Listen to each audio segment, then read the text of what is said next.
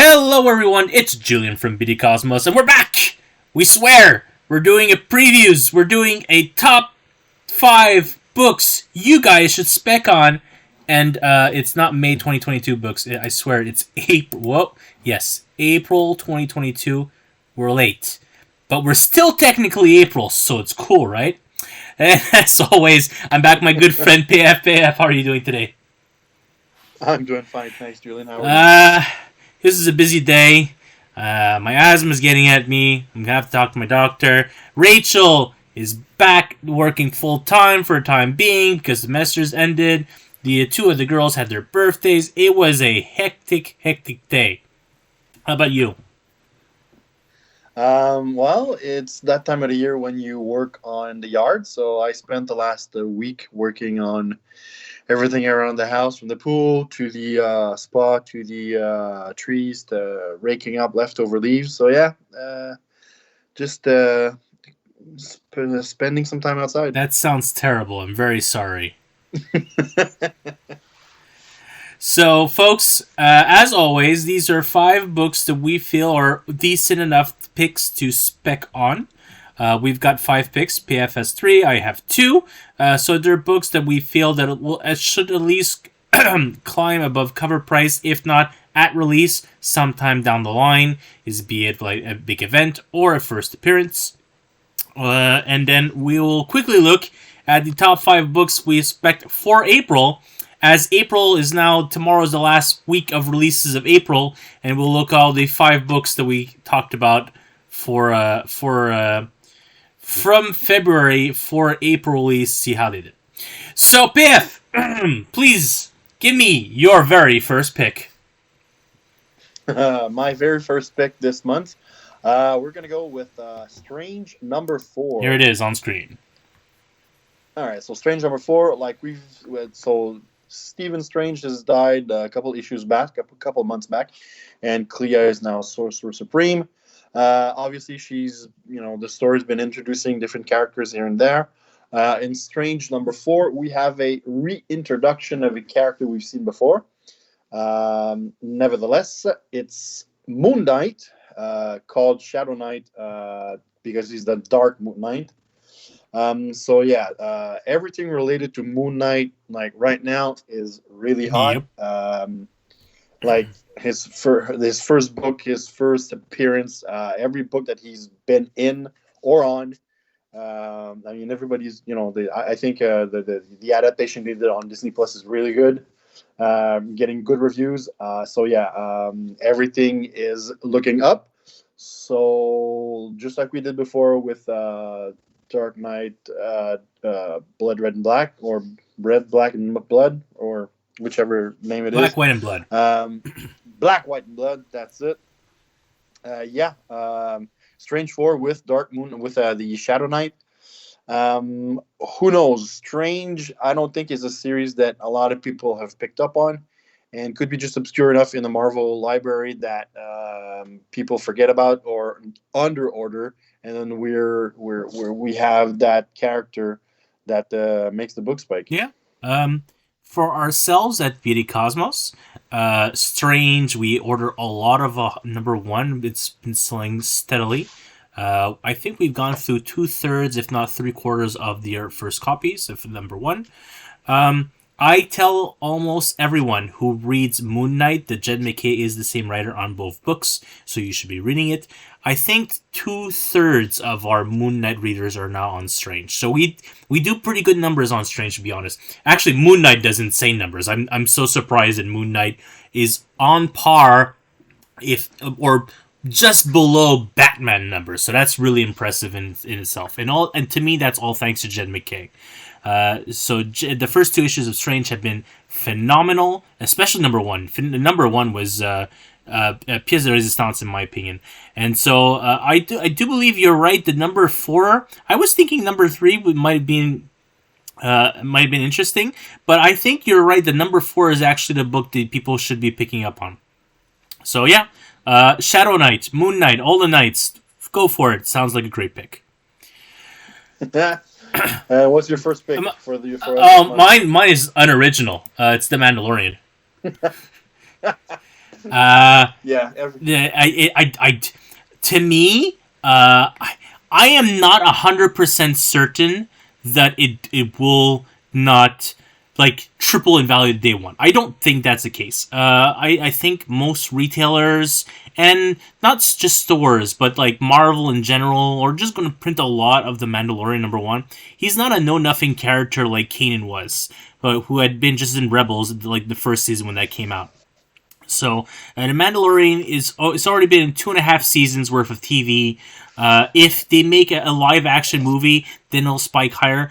I still think that Marvel is going to go to second print, and that's because there's not that many incentives. If I'm mistaken, I believe it only goes a 1 in 10, a 1 in 25, and a 1 in 50. I've already sold my 1 in 50.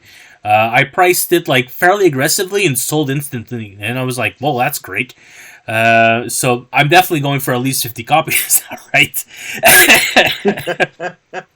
yeah, because those 50 copies are already paid. Well, no.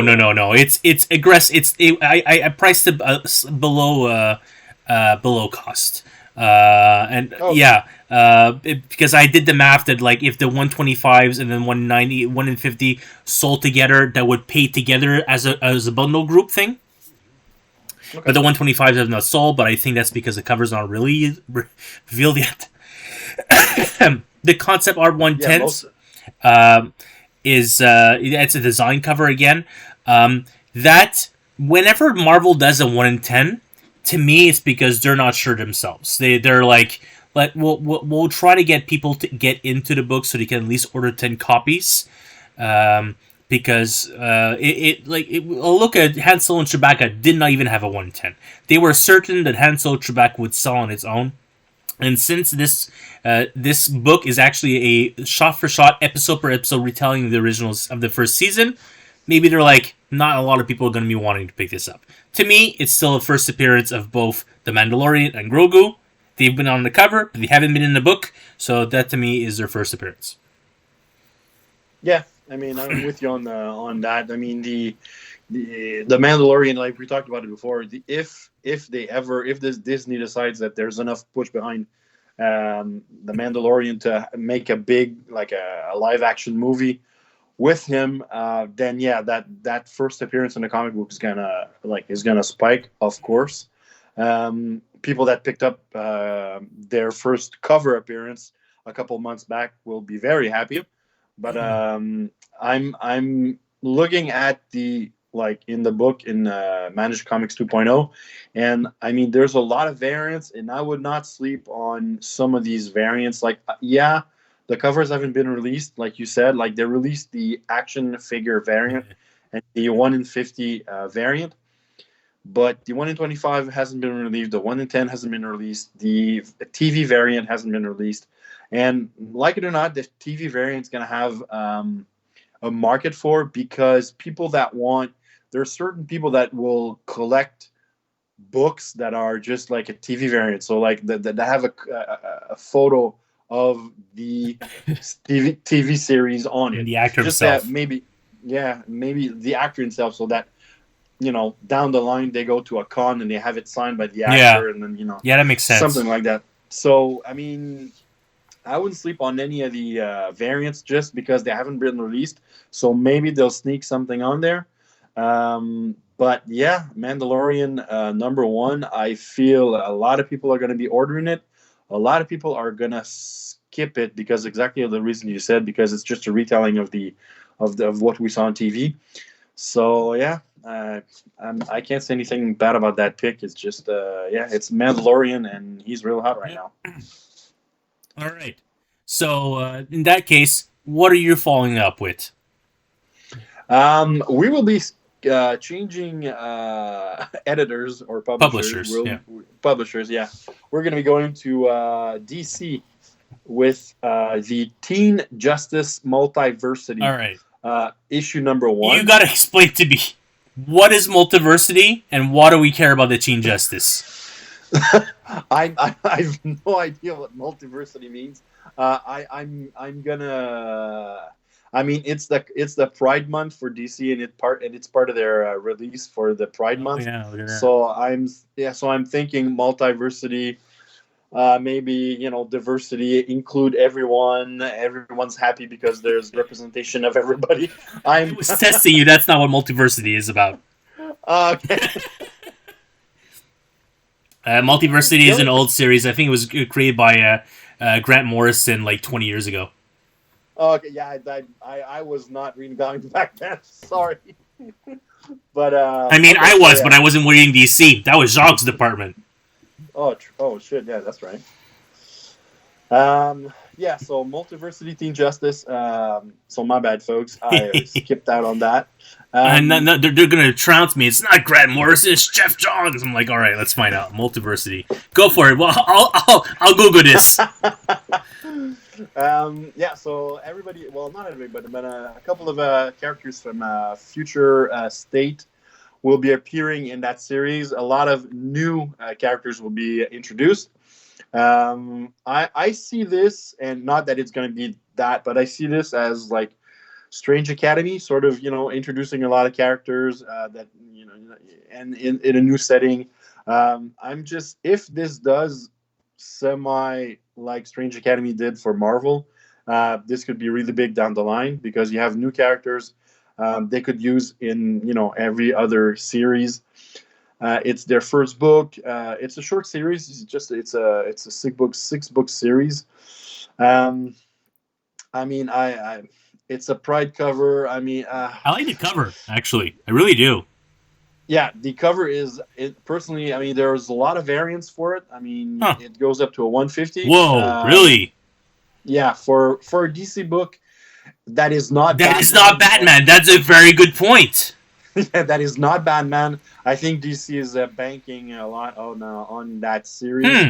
and it's DC and it's not Batman. So maybe the DC, people that usually order DC a lot, they'll just skip on this or they won't order enough. I'm those little blips on the radar. That sort of stuff always intrigues me, piques my interest. The ratio variance on it, like I mean that really, like I was going like, okay, so DC's banking on that 150.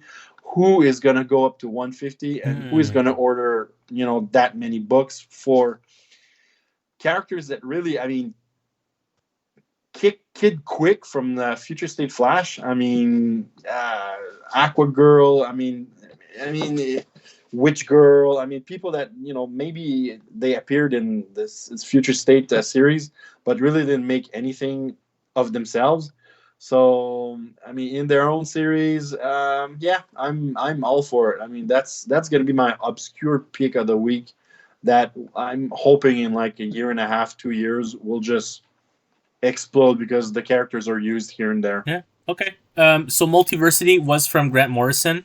It was a 2-issue series that was at the bookends of New 50, not New 52, sorry, of the 52 issues for 52 weeks. Right at the end of Infinite Crisis, it was to explain, yes, the multiverse is still there, and then here's stuff that's happening in these other multiverses. So that's what Multiversity was about. As I quickly recaption through this Wikipedia page. So I like the characters. I really like the Stephanie Hans cover, to be honest. Which is the female Robin-esque. Yeah. And then this Young Justice style group in a it's called Teen Justice, so it's clearly Young Justice plus Teen Titans in a different setting. It's like, and the characters are different-esque, so I don't know if there could be any future with them. I don't know why variants in Marvel do so well, but variants in DC don't. That seems like a double standard to me. But that main cover and that 70 Hands cover, I really like them. I don't know if I would like to order it as a spec, but I think now I'm going to go and try and push it to our subs and see who'd be interested in picking this up based on if you were a Young Justice fan, a Teen Titans fan, or a Multiversity fan. Yeah, I mean, who knows? Like you said, the B cover, like the Stephanie Hans, is really cool. Mm-hmm. I like the 1 in 25. I mean, it shows off every Yeah, character in a it different feels pose. very Teen Titans to me. Yeah, exactly. And I mean, like you said, Teen Titans works.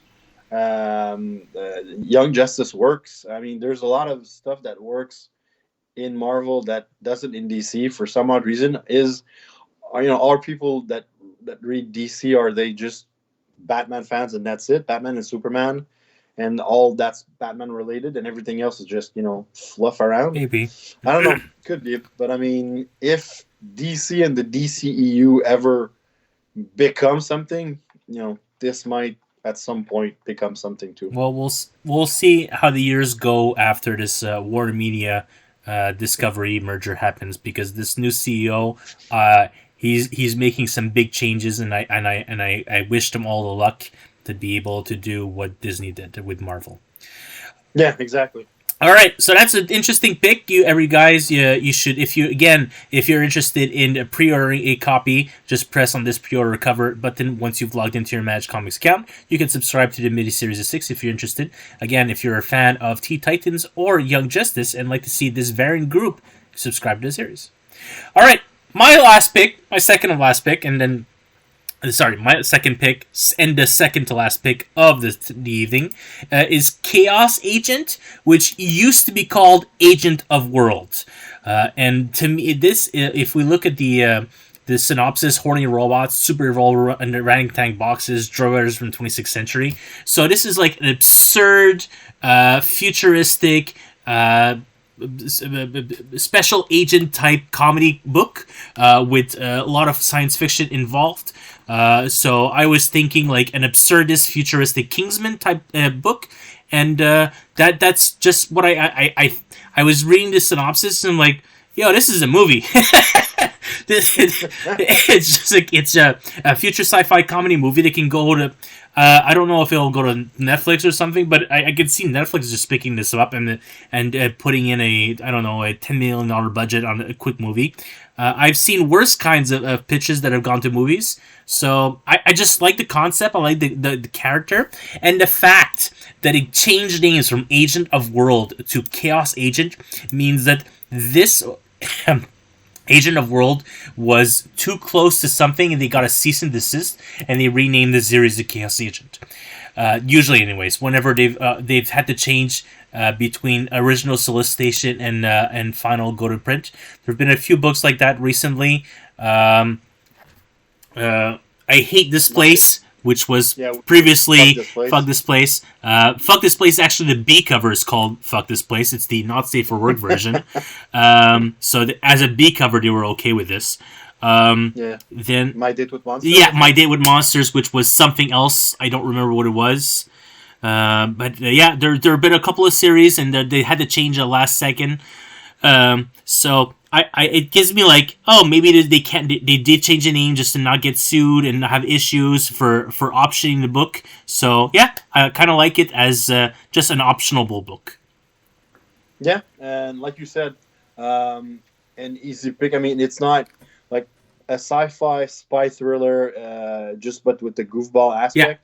I mean, they can cast like a semi-serious actor in there, and it'll pass like easily. I mean, they could put Chris Pratt, which No, I mean, right too expensive. now, yeah, well, too expensive. But I mean, look at who's on Netflix right now. I mean, you have Ryan Gosling, Chris Evans. You have you have everybody on there. They have the budget for it.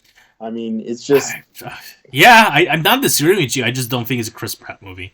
I was thinking. I forget the name of the actor, but the one who did Baby, and Baby? and Baby Driver.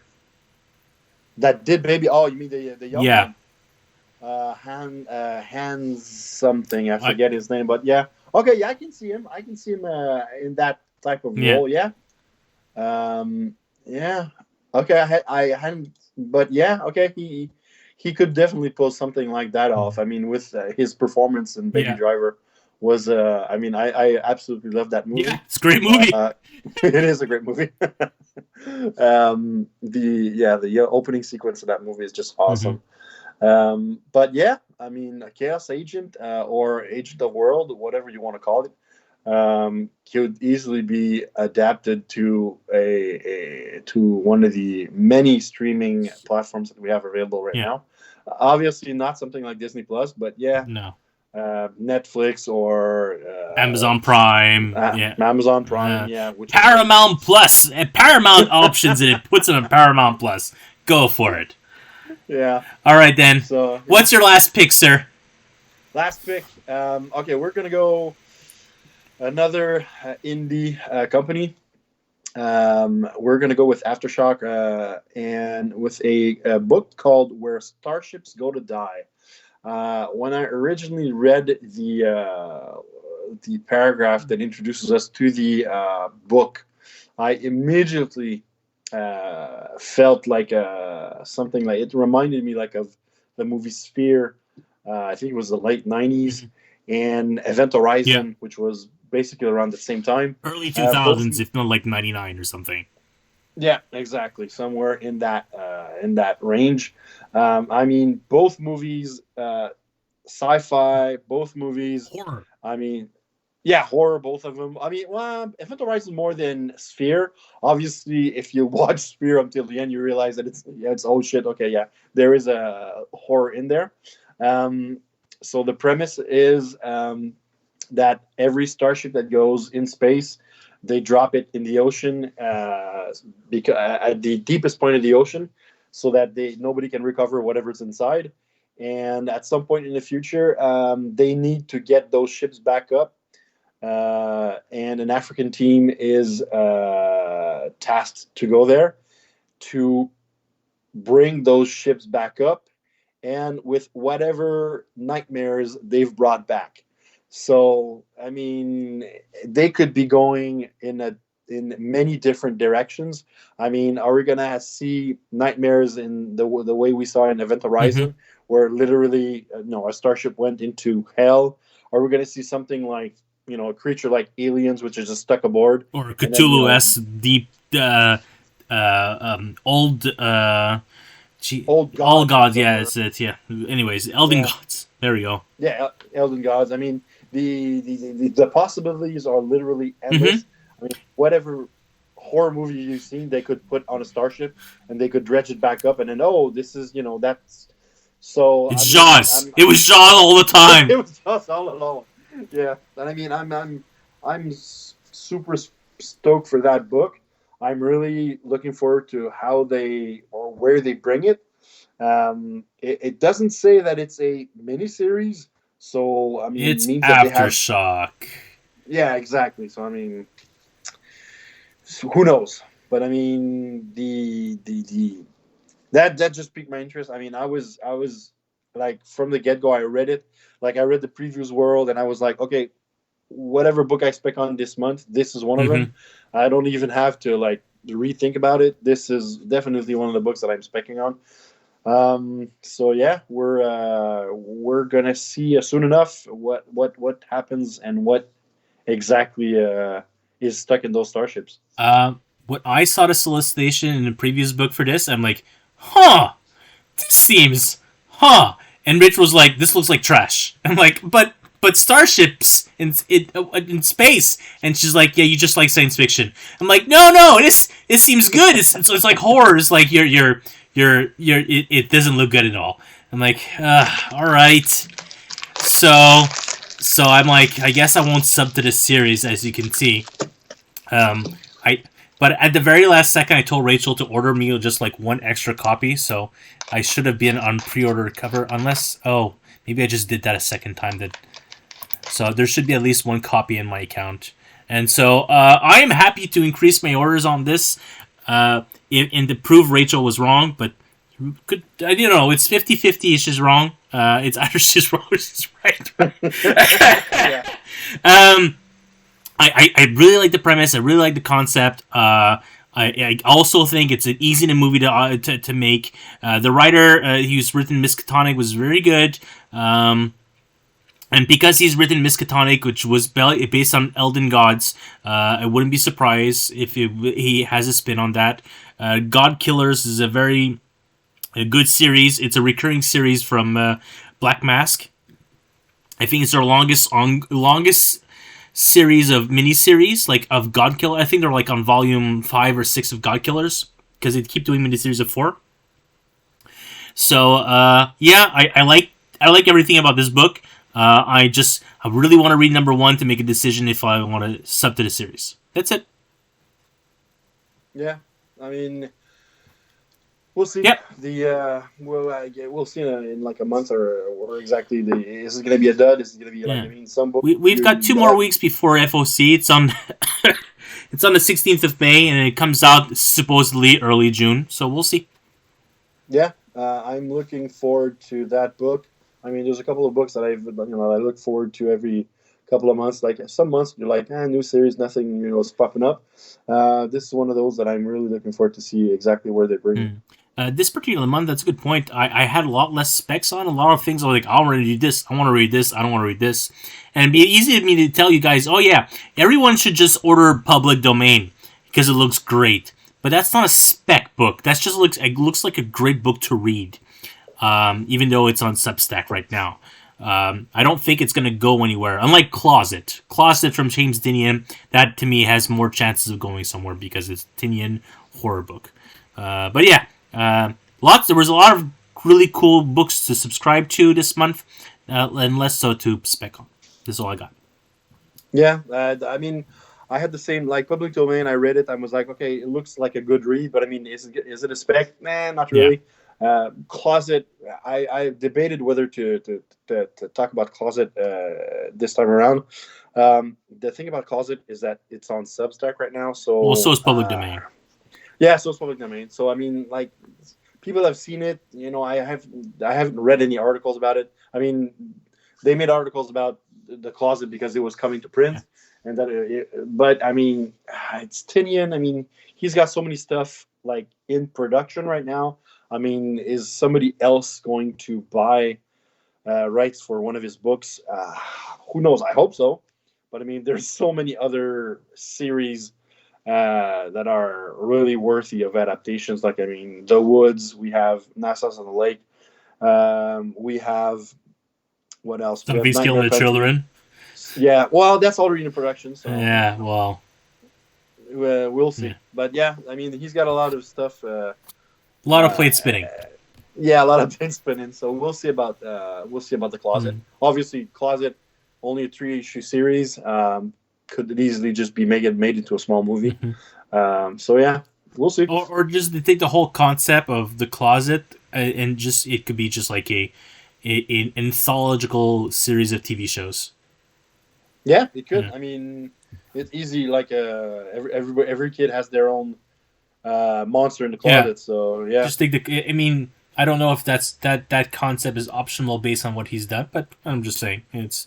Anyways, that was my thing. So that was. Sorry, guys. That was our 5 picks for April of 2022 for books that should be coming out in June of 2022. If the stars align themselves, basically.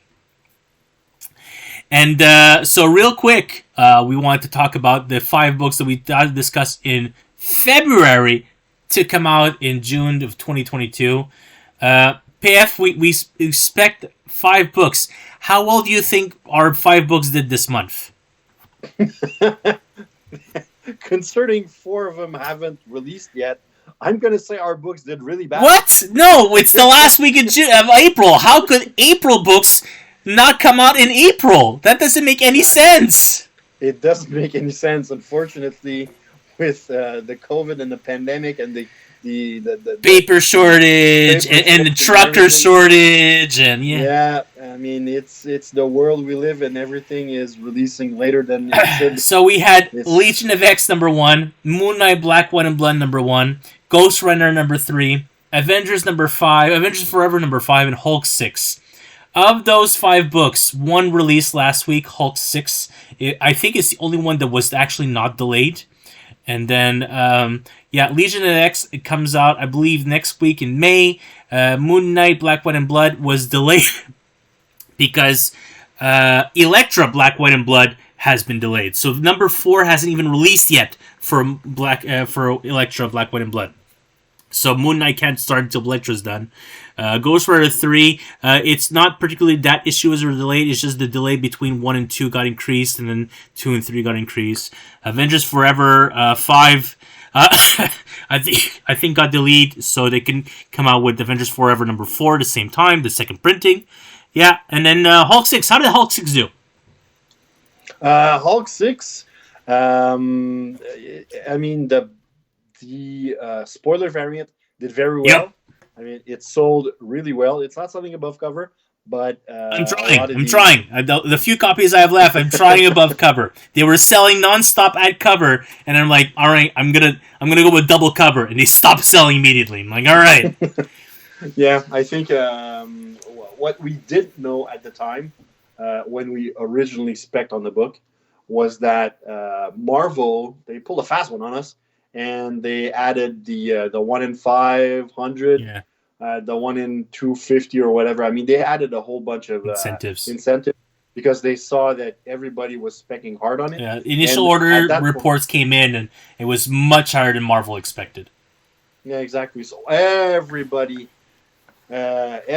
spec'd on that book, and then once the incentives came out, everybody double spec'd on that book. So there's a lot of copies going around. Yeah, that is correct about double specking, because I had originally going to order maybe 100 copies, and then when 1 in 200, 1 in 500 came, it was like, so I did the math, and either you were either ordering 600 copies and selling the 1 in 200s and 1 in 500 to cover your costs if you sold everything at ratio, that you would cover your entire costs. But it was the 1 in 500 to cover. I really didn't like it. Nobody liked it. Yeah, it's a Stegman cover, but I really didn't like it. Yeah, but I mean, it doesn't introduce shit. I mean, it's just the three characters, their faces, like fighting off one another. Who gets to control what? And I mean, and then the 1 in 200 is the Malieve cover is straight up Titan. Yeah, exactly. So I mean, like, Marvel, what are you doing? Like, stop like choosing covers just because it's Stegman. He's gonna say no. Put good covers. You want incentives to be fun. Like, I mean, no disrespect to any artist. I mean, they're doing their best, and I love a lot of artists right now. I mean, a lot of people are really good. But I mean, Amazing Spider-Man 1 came out. Like, we're filming this on Tuesday night, and it came out today. And I saw the video, and I mean, the one comes out tomorrow. Yeah, tomorrow. Yeah, it comes out tomorrow there. But I mean, the 1 in 500 is a Rose Besh cover. Yeah. And I mean, I love Rose Besh. But it's just a virgin cover of that. Yeah, but I mean, why with all the artists doing covers for Amazing Spider-Man 1, why choose Besh? I mean, there are a lot of better options that will make you sell that cover. I mean, I love Rose Besh. I love her stuff. I have a bunch of her exclusives. Like, I mean, I tried collecting some of her earlier work, and I mean, I like her style, but I mean, she doesn't have the recognition for people to anticipate like a 1 in 5. Yeah. I mean, why didn't they decide to put the version of Art Germ in 1 in 5? I mean, the version of Art Germ would have sold more than a virgin Rose Besh. Just because Art Germ is Art Germ. Yeah, he's loved right now. That's why I went up to 200. I because it was that Art Germ cover. Exactly. I mean, a lot of people did it. Like, I mean, he's been around for a couple of years, a lot longer than Besh. Oh yeah. So I mean, I just don't understand that logic behind it. I mean, obviously, somebody has a logical explanation for me, but this is just like, why did you do that? I mean, if you want like incentive covers, yeah, you're incentivizing retailers to buy that many copies to get that book, but that book has to be interesting for people to buy it. It's just not the rarity. Like, I mean, yeah, it's rare, but I mean, if the cover is shit, then nobody's going to be hyped for it. You got to have that nice cover. That's something that's like, wow, I want that cover. And I mean, that Rose Besh version, I mean, it's Rose Besh. Yeah, she's hot. She's a new hot newcomer, but I mean, it's not getting me excited. Like, I need something more. So same thing with the Hulk variant. Like, I mean, the 1 in 5, it's a Stegman, but I mean, there's nothing happening on the cover. It's like three faces fighting off one another. Like, come on, man, just give me something better. Do better, Marvel. I don't think they will, but thanks for a vote of confidence, anyways. So, Yeah. all right, well, that's it for us, folks. If there are any books that you're interested in specking or ordering yourselves, feel free to add them to your managed comics account if you're a subscriber from BD Cosmos. Otherwise, you're not around here or still would like to order through BD Cosmos in Laval, Quebec. We do ship nationwide all the time, every single day, actually. And then we do have a few American customers, but the vast majority of our customer base is located in Canada. Of course, if you don't have if you rather deal with your LCS that you've been working with for years and years and years, feel free to let them know that you want to pre-order or subscribe to a specific series or a specific book that we're telling you that seems like an interesting book to spec on.